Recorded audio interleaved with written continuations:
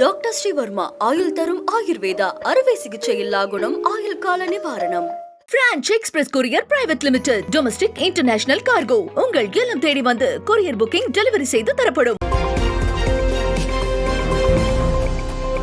ஊட்டியில் 45 ஏக்கர் பரப்பளவில் 350 கோடி ரூபாய் மதிப்பில் கட்டப்பட்டுள்ள மருத்துவக் கல்லூரி மருத்துவமனையை முதலமைச்சர் மு.க.ஸ்டாலின் திறந்து வைத்தார். 700 படுக்கைகளுடன் கூடிய இந்த மருத்துவமனை சிம்லாவுக்கு அடுத்தபடியாக மலை பிரதேசத்தில் அமைக்கப்பட்ட இரண்டாவது பெரிய மருத்துவமனை என முதலமைச்சர் மு.க.ஸ்டாலின் குறிப்பிட்டார்.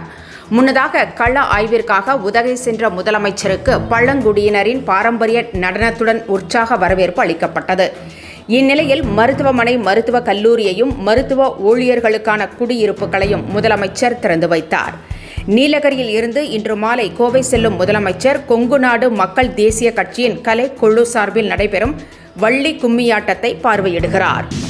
வக்ஃப் வாரிய சட்ட திருத்த மசோதாவிற்கு குடியரசுத் தலைவர் ஒப்புதல் அளித்திருக்கிறார். இதனைத் தொடர்ந்து மசோதா சட்டமாக அமலுக்கு வருகிறது.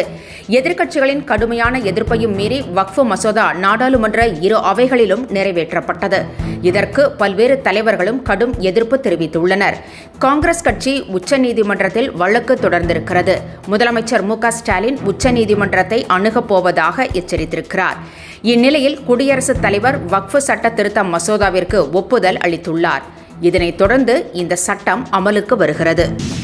சென்னையில் மத்திய நிதியமைச்சர் நிர்மலா சீதாராமனை செங்கோட்டையனும் சீமானும் சந்தித்து பேசியுள்ளது தமிழகத்தில் அரசியல் களத்தில் சூடுபிடித்திருக்கிறது.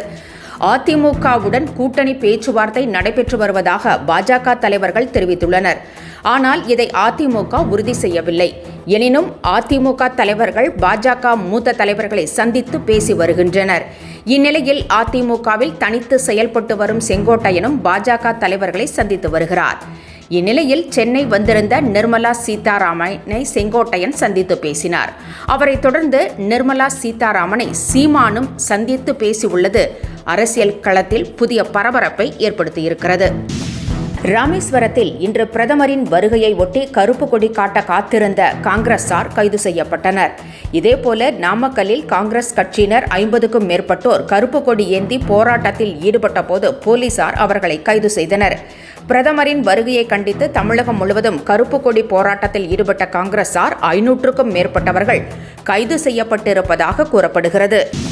அனைத்து கடைகள் மற்றும் நிறுவனங்களின் பெயர் பலகைகள் கட்டாயமாக தமிழில் இருக்க வேண்டும் என ஆணையிட்டுள்ள விழுப்புரம் மாவட்ட ஆட்சித்தலைவர் அப்துல் ரஹ்மான் பெயர் பலகைகளை மாற்ற 15ஆம் தேதி வரை காலக்கெடு விதித்திருக்கிறார். மீறினால் அபராதம் விதிக்கப்படும் என்றும் எச்சரித்துள்ளார். மேலும் இதை தணிக்கை செய்ய குழு அமைக்கப்பட்டிருப்பதாகவும் விழுப்புரம் மாவட்ட ஆட்சித்தலைவர் தெரிவித்திருக்கிறார். நிறுவனங்களின் தமிழில் பெயர் பலகை இருக்க வேண்டும் என்ற விதிமுறை ஏற்கனவே நடைமுறையில் உள்ளது. நிர்மலா சீதாராமனை சந்தித்ததாக வெளியான தகவலை தமிழக வாழ்வுரிமை கட்சித் தலைவர் வேல்முருகன் மறுத்திருக்கிறார். சென்னை வந்த நிர்மலா சீதாராமனை செங்கோட்டையன் மற்றும் சீமான் ஆகியோர் சந்தித்து பேசியுள்ளனர். இந்நிலையில் பாஜகவை கடுமையாக விமர்சித்து வரும் தமிழக வாழ்வுரிமை கட்சித் தலைவர் வேல்முருகன் சந்தித்ததாகவும் தகவல் வெளியானது. இது முற்றிலும் தவறான தகவல் என வேல்முருகன் தெரிவித்திருக்கிறார். மார்க்சிஸ்ட் கம்யூனிஸ்ட் கட்சியின் தேசிய செயலாளராக கேரளாவைச் சேர்ந்த எம்.ஏ. கோபி தேர்வு செய்யப்பட்டுள்ளார்.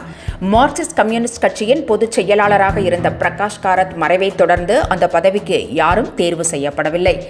இந்நிலையில் மதுரையில் மார்க்சிஸ்ட் கம்யூனிஸ்ட் கட்சியின் தேசிய மாநாடு நடைபெற்று வருகிறது. இன்று மாநாடு நிறைவு பெற உள்ள நிலையில் கேரளாவைச் சேர்ந்த மூத்த தலைவர்களில் ஒருவரான எம்.ஏ. கோபி தேர்வு செய்யப்பட்டுள்ளார். இவரை பிரகாஷ் காரத் உள்ளிட்ட மூத்த தலைவர்கள் பரிந்துரை செய்துள்ளனர். மதுரையில் நடைபெறும் மத்திய குழு கூட்டத்தில் இதற்கான அதிகாரப்பூர்வ அறிவிப்பு வெளியிடப்பட்டது. மோசடி வழக்கில் சிக்கிய அதிமுக நிர்வாகி ராஜா என்பவரை இபிஎஸ் கட்சியிலிருந்து நீக்கி உத்தரவிட்டுள்ளார். அதிமுக கலைப்பிரிவில் திருச்சி புறநகர் மாவட்ட செயலாளராக இருந்தவர் ராஜா. இவர் மீது பல்வேறு நில அபகரிப்பு உள்ளிட்ட வழக்குகள் நிலுவையில் உள்ளன. ரவுடி லிஸ்டிலும் இவர் உள்ளார். இந்நிலையில் அவர் மீது பெண் மோசடி புகாரை அளித்திருக்கிறார்.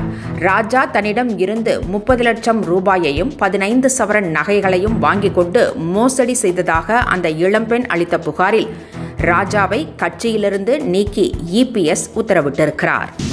பிரதமர் நரேந்திர மோடி இலங்கைக்கு சுற்றுப்பயணம் மேற்கொண்டிருந்த நிலையில் அந்நாட்டு சிறையிலிருந்து மேலும் 14 மீனவர்கள் விடுவிக்கப்பட்டுள்ளனர்.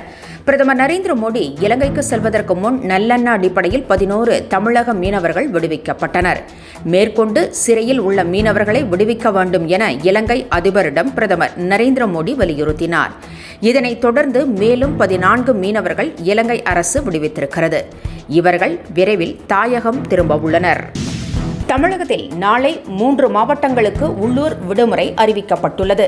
காசி விஸ்வநாதர் சுவாமி குடமுழுக்கு திருவிழாவை ஒட்டி தென்காசியிலும், ஆழி தேரோட்டத்தை ஒட்டி திருவாரூர் மாவட்டத்திலும், நார்த்தமலை முத்துமாரியம்மன் கோவில் தேரோட்டத்தை ஒட்டி புதுக்கோட்டை மாவட்டத்திலும் நாளை பள்ளிகளுக்கு விடுமுறை அளிக்கப்பட்டுள்ளது. எனினும் 10ஆம் வகுப்பு தேர்வுகள் வழக்கம் போல நடைபெறும் என அறிவிக்கப்பட்டுள்ளது. டாக்டர் ஸ்ரீவர்மா ஆயுள் தரும் ஆயுர்வேதா அறுவை சிகிச்சை இல்லா குணம் ஆயுள் கால நிவாரணம். Branch express courier private limited domestic international cargo உங்கள் இல்லம் தேடி வந்து கொரியர் புக்கிங் டெலிவரி செய்து தரப்படும். என்றும் உங்களுடன் மை இந்தியா. முக்கிய செய்திகளை உடனுக்குடன் தெரிந்து கொள்ள சப்ஸ்கிரைப் பண்ணுங்க, பெல் பட்டனை பிரஸ் பண்ணுங்க. என்றும் உங்களுடன் மை இந்தியா.